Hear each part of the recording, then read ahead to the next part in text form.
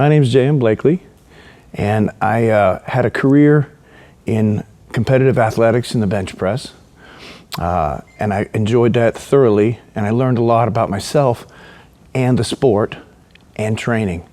And since I have quite a bit of experience and education in that, I took a few classes at the PhD level, quite a few. And so I have a little bit of education about how to train, and I have a little bit of experience in how to train at a pretty high level.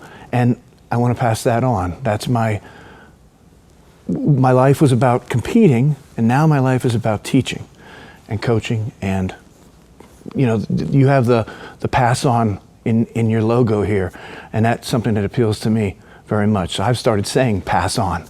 You know, I just said it a minute ago, passing on the information. I've used it. It's useful, it's helpful, and I pass it on. So I had a little bit of both ends of the spectrum, the practical and the theoretical. Right now we have some things to offer through the internet, which are primarily is one-on-one coaching and mentoring and critique of technique through the Zoom or the Facebook Messenger application, where you work with me for an hour. I usually do 90-minute sessions, actually. And you have a video, a phone, and a set of wireless earphones, and you can hear me, and I can see you, and you move a tripod around, and we look at what you're doing, and I can actually train people this way. I talk them through what they have to do, get them motivated for the next set. They do the set. So I do that in the gym. I also do skull sessions where we talk about mental aspects of training, diet, programming, motivation, what comes from the heart that drives the mind, which drives the body, and all of that too. So I have the application in the gym, and then just sitting down, talking and taking notes about the other aspects of training. I also have started a training group online with a guy named Marshall Lee from Great Britain, and he's a very well-established coach over there, and we've struck up a nice friendship. And so we have this training group where you sign on, and every month there's a small fee, and I mean small, and you get articles that he and I write and have written. You get seminars that we do. We do a monthly seminar that's open to anybody, and it covers topics such as anything to do with competitive sports, mental, physical, or spiritual, motivational. I think that this month's seminar is about what to eat after a heavy training session. How do you replenish and refuel the dietary stuff that you burn up in the gym. And we also do every month, in addition to the open seminar to everybody, we do a seminar that's only it's a question and answer deal where it's just for the members of the group. And you log on, you ask us anything. And we get dialogue going. So what we wanted this to try to be is a real group, not just people watching Marshall and I. We wanted interaction with them. And so you can post if you're a member of the group, you can post your lifts and your workouts. You can tell us about your progress and what you're planning on doing next.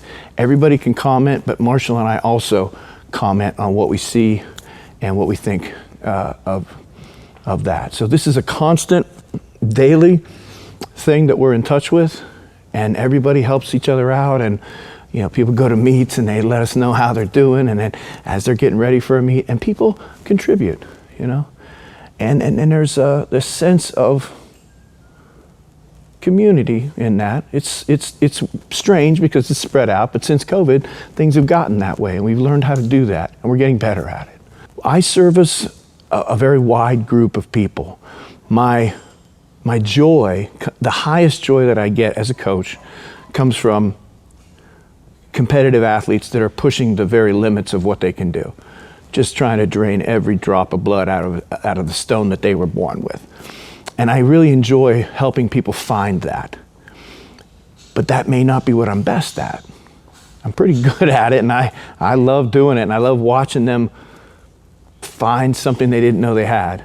But I think what I'm probably best at is taking a person and establishing a very clear picture of where they are. Be very brutally honest, this is where I am now. And then to define where they want to head to, the goal, as a vision. And then my forte, I think, is taking them from where they are, getting them to accept that, and looking at the very next thing they need to do.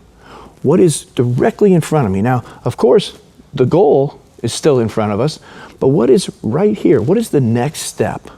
How do I motivate them to get this next thing done?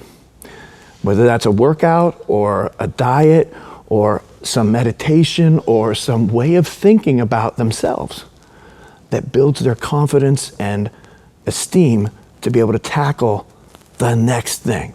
So we spend time on defining the situation as it is. We look at where we want to go, but that may change as we start moving, but we have a place that we're headed to. So we create a straight line between that, but there's a next thing that has to happen. I have to lose this next pound or I can't lose 50 pounds. But when I lose this pound, I only have 49 to go. Then I need to lose that pound number 49. Then I only have 48 to go. And being able to zoom in and motivate somebody to get the next thing, take the next chop of the axe, and sooner or later the tree comes down. It's just a continual process of remotivating people for the next thing. Oftentimes, if you look at the whole goal, it becomes overwhelming, it becomes too heavy. People have they bite off more than they can chew, and they start and then they quit. But if you keep them focused on the next thing, it's not overwhelming. It might be difficult, it might be a hard workout, it might be a day where you go hungry, but it's doable. And if I do that, then I'm closer. And I think I'm pretty good at that. That's something I have strived to be good, have striven, I think, maybe to be good at. I care about doing that well. I care about doing everything well, but that, I think, is who it's for. Somebody that wants to define where they are, wants to define where they want to go, and then can do the work that's, I say this all the time, do today's work today. And that's, so I can do it for anybody. I do it for kids, I do it for older people. It's something that's, I enjoy all challenges. So anything that's new or different, I've worked with some handicapped people. We've created some things. So I like things that make me think and come up with a new thing. I grow too that way. The type of thing that I'm proud of, that I get to participate in, is to take somebody and teach them something that they didn't know about themselves. So of course I want them to establish and be successful at their physical goals.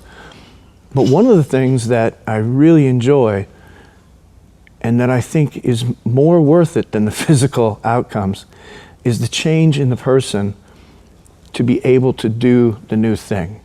I found that in my experience that to bench what I benched, I wasn't that kind of person in the beginning. I had to become the kind of person who could bench this much. And in that process of changing who I was to be able to do this physical thing, I found that after I did the physical thing, it was nice, but it wasn't lasting. It wasn't the thing that's important about the process, because I can't bench 700 pounds anymore. So I wasn't the kind of man that could bench 700 pounds. I had to make myself into the kind of man that could bench 700 pounds. Then I benched 700 pounds, now what? Not much you can do with that. I can't do it anymore. But the person that I had to become, change myself into, learning discipline and resolve and motivation and personal motivation and all the things that you have to become to be able to go from benching 400 pounds to 700 pounds, that's still the guy that I am today.